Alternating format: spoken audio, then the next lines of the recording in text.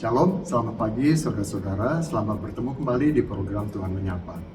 Mulai hari ini dan beberapa minggu ke depan, saya dan teman-teman dari program Tuhan Menyapa akan menyampaikan renungan dengan tema Buah Roh yang diambil dari Galatia 5 ayat 22 dan sampai 23a yang mengatakan, tetapi buah roh ialah kasih, sukacita, damai sejahtera, kesabaran, kemurahan, kebaikan, kesetiaan, kelemah lembutan, penguasaan diri. Tidak ada hukum yang menentang hal-hal ini. Jadi ada 9 buah roh yang akan kami bagikan kepada saudara. Hari ini saya bersama dengan Okta.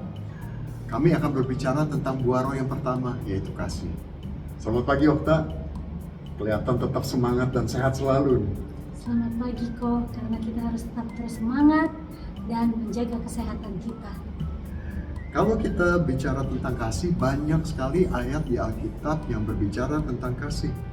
Sebetulnya sih kita nggak perlu heran, karena Allah adalah kasih. Jadi pastilah firman-Nya berbicara tentang kasih itu, yaitu karakter Allah sendiri. Benar kok, karena Allah itu tidak mungkin memungkiri sifat atau karakter Allah itu sendiri, karena Allah itu kasih. Salah satu ayat di Alkitab yang berbicara tentang kasih ada di dalam 1 Korintus 13 ayat 4 sampai yang ke-7. Okta bisa tolong bacakan? Ya. Kasih itu sabar, kasih itu murah hati, ia tidak cemburu, ia tidak memegahkan diri dan tidak sombong, ia tidak melakukan yang tidak sopan dan tidak mencari keuntungan diri sendiri. Ia tidak pemarah dan tidak menyimpan kesalahan orang lain, ia tidak bersukacita karena ketidakadilan, tetapi ia bersukacita karena kebenaran. Ia menutupi segala sesuatu, percaya segala sesuatu, mengharapkan segala sesuatu, sabar menanggung segala sesuatu. Luar biasa ya, waktu saya pelajari kata kasih di ayat-ayat ini, itu bahasa aslinya adalah agape. Jadi kata ini muncul sampai 116 kali di 26 kitab perjanjian baru. Dan kata kasih ini, agape ini, itu nggak menunjukkan kepada kasih yang romantis atau kasih seperti kasih kita kepada orang tua, kepada pasangan, atau kepada teman-teman kita. Bedanya itu apa ya kok? Jadi agape ini menunjukkan kasih Allah yang dinyatakan. Itu adalah wujud dari pengorbanan Kristus dan adalah buah roh yang dihasilkan di dalam diri orang-orang percaya. Jadi ayat-ayat itu luar biasa ya, karena itu menunjukkan bagaimana karakter Allah yang diwujudkan melalui kasih Allah itu. Iya. Buat kita anak-anaknya dan pengikut Yesus, seharusnya kita memiliki karakter Allah ini sebagai Bapa kita. Karena kalau kasih ini nggak kelihatan dalam kehidupan kita, nanti orang-orang malah bertanya, kita ini anak siapa? Jadi ya kok, karena makanya ada pepatah yang mengatakan buah itu jatuh nggak jauh dari pohonnya. Kalau kita nggak memancarkan kasih Allah, ya itu makanya mereka bertanya-tanya. Iya. Tapi buat Okta sendiri gimana? Gampang nggak sih menerapkan, menghasilkan kasih ini? Itu dia kok. Kayaknya aku baru mendengar definisi yang pertama aja, rasanya tuh udah, waduh, melakukannya kayak susah banget. Gimana kalau menurut Koko? Saya sama juga Okta.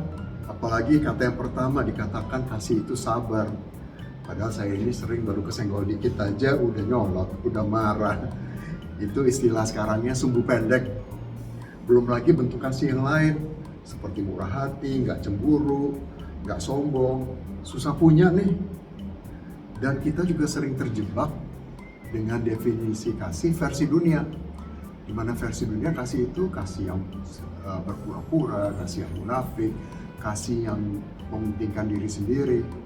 Padahal gembala kita mengatakan bahwa saat kita sudah menerima Yesus sebagai Tuhan dan Juru Selamat, kita harus bertumbuh, kita harus berbuah, kita nggak boleh stagnan. Kita harus menjadi baik tiap hari. Tapi gimana caranya ya? Gimana kita bisa mencapainya? Itu dia kok, itu pentingnya kita harus meminta pimpinan dari Roh Kudus. Karena ketika kita percaya kepada Tuhan Yesus, Tuhan memberikan kita Roh Kudus sebagai penolong kita yang memampukan kita. Salah satunya yang memampukan kita untuk menghasilkan buah-buah roh. Dan kasih itu buah roh. Kita kalau memakai kekuatan kita sendiri itu terbatas. Karena daging kita lemah, makanya kita perlu mengizinkan Roh Kudus yang memimpin kita. Yuk mari kita minta makanya. Jadi dari penjelasan Okta tadi, kuncinya mengizinkan Roh Kudus bekerja di dalam kehidupan kita ya. Kita nggak boleh tuh membatasi atau mengontrol pekerjaan Roh Kudus di dalam kita. Dengan pertolongan Roh Kudus, saya percaya kita semua, juga saudara-saudara, bisa menghasilkan buah roh kasih itu dalam kehidupan kita. Tuhan Yesus katakan di Yohanes 13 ayat 35, dengan ini semua orang akan tahu bahwa kamu adalah muridku, jika kamu saling mengasihi. Kasih itu adalah tanda pengenal murid Yesus. Kasih adalah identitas kita sebagai murid Yesus. Itu dia kok, kalau kita nggak menghasilkan kasih itu, maka kita akan menjadi murid-murid gadungan. Wah, bahaya itu. Oleh karena itu kok, makanya kita harus minta terus dengan pimpinan Roh Kudus bagaimana mewujudkannya, supaya kita mampu bisa menang lewat mengatasi masalah kasih itu diwujudkan. Jadi dengan pertolongan Roh Kudus, mari saudara-saudara kita hasilkan kasih yang sabar, kasih yang murah hati, kasih yang tidak mementingkan diri sendiri, dan bentuk-bentuk kasih yang lain seperti yang ditulis di 1 Korintus 13 ayat 4 sampai ke 7 tadi. Tetap semangat dan menyala-nyala dalam kasih. Tuhan Yesus memberkati.